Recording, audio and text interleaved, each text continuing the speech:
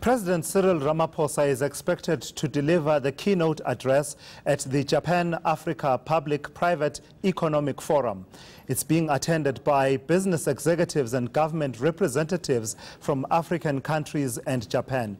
The focus is to accelerate investment in the public and private sectors. eNCA's Samkele Maseko is at the Sandton Convention Centre and joins us now. Samkele, so this is all about that initiative that was started by the Japanese Prime Minister Shinzo Abe in August 2016. What are the main themes that are on the table between these various players that have come together in Sandton?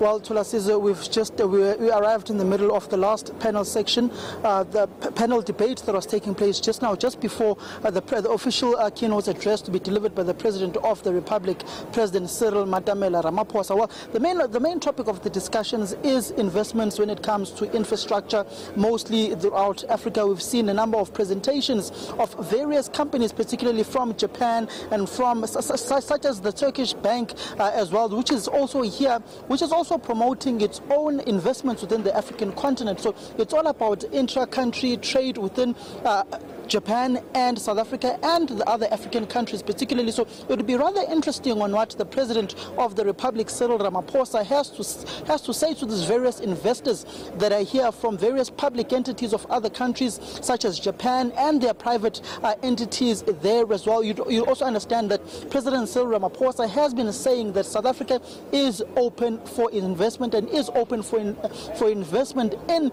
his quest to create jobs so that the poverty levels of South Africans could be elevated from.